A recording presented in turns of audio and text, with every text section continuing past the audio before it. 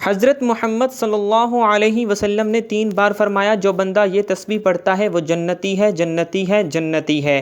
حضور نبی کریم صلی اللہ علیہ وسلم نے فرمایا، میرا جو امتی یہ تسبیح پڑھے گا وہ قیامت کے دن میری شفاعت پائے گا اور میرے ساتھ جنت میں جائے گا۔ بسم اللہ الرحمن الرحیم۔ پاک ہے وہ ذات جس نے انسان کو ایک خاص مقصد کے لیے پیدا فرما کر اس مقصد کی بجا آوری کے لیے انبیاء کرام اور رسول اعظام کو مبعوث فرمایا۔ سب سے آخر میں حضور اکرم صلی اللہ تعالی علیہ وآلہ وسلم کو مبعوث فرمایا اور آپ صلی اللہ تعالی علیہ وآلہ وسلم پر قرآن مجید کو نازل فرمایا۔ قرآن پاک وہ کتاب ہدایت ہے جو تقریباً 1450 سال سے ہدایت کا نور بانٹ رہی ہے۔ برکت گمراہ انسانوں کو ہدایت اور ہدایت یافتہ یعنی مسلمانوں کے ایمان میں زیادتی کا سبب ہے۔ اسی بات کی طرف اشارہ فرماتے ہوئے اللہ تعالی نے قرآن مجید میں ارشاد فرمایا، اور جب ان پر اس کی آیتیں پڑھی جائیں ان کا ایمان ترقی پائے۔ سورۃ الانفال آیت نمبر 6 پارہ نمبر 9۔ اس آیت کی تفسیر میں صراط الجنان میں ہے کہ یہاں ایمان میں زیادتی سے مراد ایمان کی تعداد کی زیادتی نہیں بلکہ اس سے مراد ایمان کی کیفیت میں زیادتی ہے۔ حضرت عبداللہ بن مسعود رضی اللہ تعالی عنہم سے روایت ہے کہ رسول اللہ صلی اللہ تعالی علیہ وسلم نے ارشاد فرمایا، جس نے اللہ کی کتاب سے ایک حرف پڑھا اس کے لیے اس کے بدلے میں 1 نیکی ہے اور یہ نیکی 10 نیکیوں کے برابر ہے۔ میں یہ نہیں کہتا کہ الف لام میم ایک حرف ہے، بلکہ الف ایک حرف ہے، لام ایک حرف ہے اور میم ایک حرف ہے۔ حضرت ابو ہریرہ رضی اللہ تعالی عنہ سے روایت ہے کہ نبی کریم صلی اللہ علیہ وآلہ وسلم نے فرمایا کہ اللہ تعالیٰ کسی چیز کو ایسے پیار اور محبت سے نہیں سنتا جتنا کہ وہ اس نبی کی آواز کو کہ جو خوش الحانی کے ساتھ قرآن پڑھے۔ حضرت ابو ہریرہ رضی اللہ تعالی عنہ سے روایت ہے کہ رسول اللہ صلی اللہ علیہ وآلہ وسلم نے فرمایا کہ اللہ تعالیٰ کسی چیز پر اتنا اجر عطا نہیں فرماتے جتنا کہ نبی کے خوش الحانی اور بلند آواز سے قرآن مجید پڑھنے پر عطا فرماتے ہیں۔ عبداللہ بن بریدہ اپنے والد سے روایت کرتے ہوئے فرماتے ہیں کہ رسول اللہ صلی اللہ علیہ وآلہ وسلم نے فرمایا کہ حضرت عبداللہ بن قیس رضی اللہ تعالی عنہ یا حضرت اشعری رضی اللہ تعالی عنہ کو آل داؤد کی خوش الحانی سے حصہ عطا فرمایا گیا ہے۔ حضرت ابو موسیٰ سے روایت ہے کہ رسول اللہ صلی اللہ علیہ وآلہ وسلم نے حضرت ابو موسیٰ رضی اللہ تعالی عنہ سے فرمایا کہ اگر تم مجھے گزشتہ رات دیکھتے جب میں تمہارا قرآن مجید سن رہا تھا، یقیناً تمہیں آل داؤد کی خوش الحانی سے حصہ ملا ہے۔ حضرت براء فرماتے ہیں کہ ایک آدمی سورۃ الکہف پڑھ رہا تھا اور اس کے گھر میں ایک جانور تھا۔ اچانک وہ جانور بدکنے لگا۔ اس نے دیکھا کہ ایک بادل نے اسے ڈھانپا ہوا ہے۔ اس آدمی نے نبی صلی اللہ علیہ وآلہ وسلم سے اس کا ذکر کیا۔ آپ صلی اللہ علیہ وآلہ وسلم نے فرمایا کہ قرآن پڑھو کیونکہ یہ سکینہ ہے جو قرآن کی تلاوت کے وقت نازل ہوتی ہے۔ قرآن حکیم وہ کتاب ہے جسے اس کائنات کے خالق و مالک نے اشرف الانبیاء حضرت محمد صلی اللہ علیہ وآلہ وسلم پر نازل فرمایا۔ قرآن پاک کی تلاوت کے بے شمار فضائل ہیں۔ قرآن پاک میں ارشاد باری تعالی ہے، اور ہم قرآن میں اتارتے ہیں وہ چیز جو ایمان والوں کے لیے شفا اور رحمت ہے۔ قرآن کریم میں رب کعبہ نے خود فرمایا کہ قرآن رحمت اور شفا ہے۔ آج ہمارا کیا حال ہے؟ ہم بیماریوں کی دوا کرنے کے لیے طبیبوں ڈاکٹروں کے پاس تو جاتے ہیں، لیکن قرآن پاک پڑھتے تو کیا کھول کر دیکھتے بھی نہیں ہیں۔ ہمیں دوا کے ساتھ ساتھ تلاوت قرآن پاک سے بھی لازمی برکتیں لینی چاہیے۔ ہمیں غور کرنا چاہیے کہ آج ہمارے گھر میں بیماریاں اور پریشانیاں قرآن کی تلاوت نہ کرنے کے سبب تو نہیں۔ قرآن دلوں کا سکون ہے، قرآن دلوں کا چین ہے۔ قرآن کی تلاوت کرنے سے بیماریوں سے شفا ملتی ہے۔ نیز احادیث مبارکہ میں بھی قرآن پاک کی تلاوت کے بے شمار فضائل ذکر کیے گئے ہیں، جیسا کہ بہیمی شریف کی ایک حدیث مبارکہ ہے۔ نبی کریم صلی اللہ علیہ وسلم نے ارشاد فرمایا، قرآن کریم کی تلاوت اور اللہ تعالیٰ کے ذکر کا اہتمام کیا کرو، اس عمل سے آسمانوں میں تمہارا ذکر ہوگا اور یہ عمل زمین میں تمہارے لیے ہدایت کا نور ہوگا۔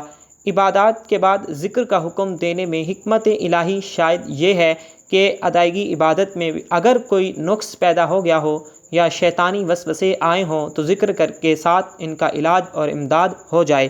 علاوہ ازیں انسان کو توجہ دلاتا ہے کہ مسلسل ذکر و عبادت کے ذریعے سے اللہ تعالیٰ کے ساتھ ہمہ وقت رابطہ مطلوب ہے، نیز وہ یہ سمجھ لے کہ اس نے عبادت سے فارغ ہو کر اپنے خالق کا حق کامل طور پر ادا کر دیا ہے۔ فرض نماز کے بعد مسنون ذکر ایسے انداز اور طریقہ سے ہونا چاہیے جو رسول اللہ صلی اللہ علیہ وسلم سے منقول ہے۔ اس بارے میں ان بدعات سے اجتناب کیا جائے جنہیں بعض بدعتی صوفیاء نے اختیار کر رکھا ہے۔ رسول اللہ صلی اللہ علیہ وسلم سے منقول بعض اذکار کی تفصیل کچھ یوں ہے۔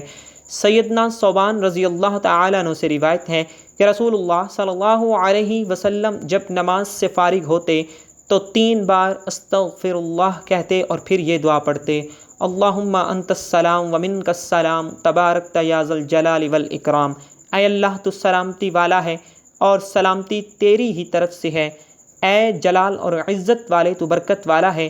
سیدنا ابوذر رضی اللہ تعالیٰ عنہ سے روایت ہے کہ رسول اللہ صلی اللہ علیہ وسلم نے ارشاد فرمایا: جس شخص نے فجر کی نماز سے سلام پھیرنے کے بعد اسی حالت میں بیٹھے بیٹھے اور دنیاوی کلام کیے بغیر درج ذیل کلمات 10 مرتبہ پڑھے، اس کے لیے 10 نیکیاں لکھی جائیں گی، اس کے 10 گناہ مٹا دیے جائیں گے اور 10 درجے بلند ہو جائیں گے، اس کا سارا دن ہر قسم کی پریشانی سے محفوظ ہوگا، وہ شخص شیطان سے مامون ہوگا، شرک کے سوا کوئی گناہ اس کے قریب تک نہ پھٹکے گا۔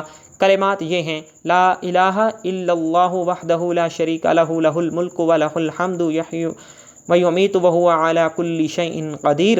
رسول اللہ صلی اللہ علیہ وسلم نے فرمایا: جو شخص ہر فرض نماز کے بعد 33 مرتبہ سبحان اللہ، 33 مرتبہ الحمدللہ، 33 مرتبہ یا 34 مرتبہ اللہ اکبر کہے اور 100 کا عدد مکمل کرنے کے لیے 1 مرتبہ یہ کلمات پڑھے: لا الہ الا اللہ وحدہ لا شریک لہ لہ الملک ولہ الحمد وہو علی کل شیء قدیر۔ ایک اللہ کے سوا کوئی حقیقی معبود نہیں ہے، اس کا کوئی شریک نہیں، ملک اسی کا ہے اور تعریف بھی اسی کے لیے ہے اور وہی ہر چیز پر خوب قادر ہے۔ تو اگر اس کے سمندر کی جھاگ کے برابر بھی ہوں گے تو معاف کر دیے جائیں گے۔ پھر آیت الکرسی، سورۃ اخلاص، سورۃ فلق اور سورۃ الناس پڑھے۔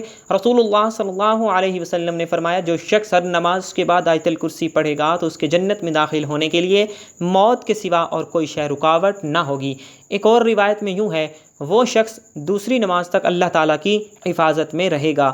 اللہ تعالیٰ کا ارشاد ہے: مسلمانوں، اللہ کا ذکر بہت زیادہ کرو اور صبح و شام اس کی پاکیزگی بیان کرو۔ اللہ تعالیٰ نے قرآن مجید میں عبادات کی ادائیگی کے بعد ذکر کرنے کا حکم دیا ہے، چنانچہ ارشاد ہے: پھر جب تم نماز ادا کر چکو تو اٹھتے بیٹھتے اور لیٹے ہوئے اللہ کا ذکر کرتے رہو۔ اور فرمان الہی ہے: پھر جب نماز ہو چکے تو زمین میں پھیل جاؤ اور اللہ کا فضل تلاش کرو اور بکثرت اللہ کا ذکر کیا کرو تاکہ تم فلاح پالو۔ بعد از نماز فجر سورہ یاسین پڑھنے سے 10 دن بھر کے کام آسان، جملہ حاجات پوری ہوں گی۔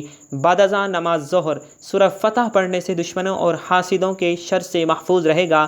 بعد از نماز عصر سورۃ انبا پڑھنے گناہوں کی تلافی ہو جاتی ہے۔ بعد از نماز مغرب سورۃ واقعہ پڑھنے سے کبھی فقر و فاقہ اور قحط کی شکایت نہ ہوگی۔ بعد از نماز عشاء سورہ ملک پڑھنے سے عذاب قبر سے محفوظ رہے گا انشاءاللہ عز و جل۔ انسان کے قرآن پاک پر 5 حق: اس پر ایمان لانا، اس کی تلاوت کرنا، اس کو سمجھنا، اس پر عمل کرنا، اس کو پھیلانا۔ درج ذیل چیزوں کو صرف دیکھنے سے ثواب ملتا ہے: آب زمزم، بیت اللہ، والدین، محبت کی نظر سے، قرآن پاک، نیک عالم عالمہ، شیطان کو پگلانے کا عمل۔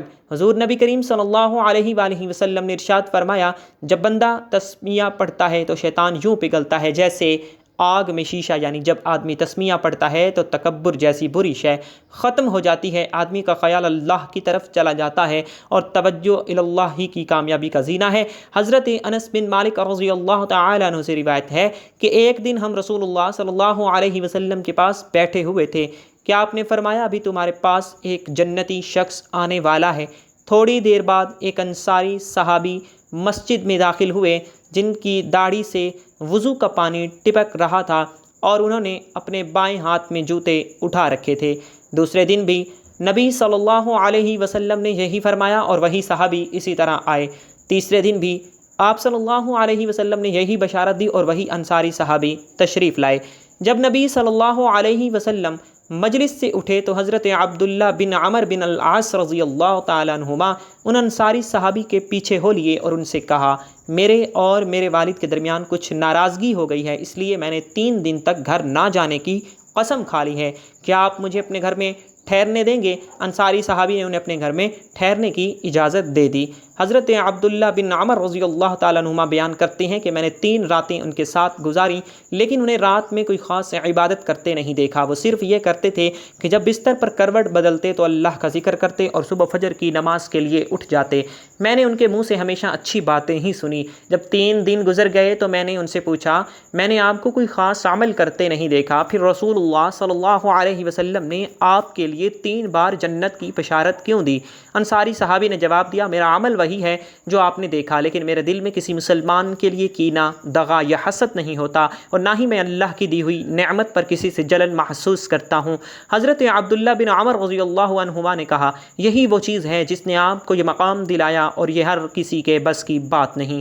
اللہ پاک ہمیں بہتر عمل کرنے کی توفیق عطا فرمائے اور ہمارا خاتمہ ایمان پر فرمائے، آمین۔ ناظرین، کمنٹ باکس میں اللہ تعالیٰ کے 99 ناموں میں سے ایک نام ضرور ٹائپ کیجیے گا۔ والسلام۔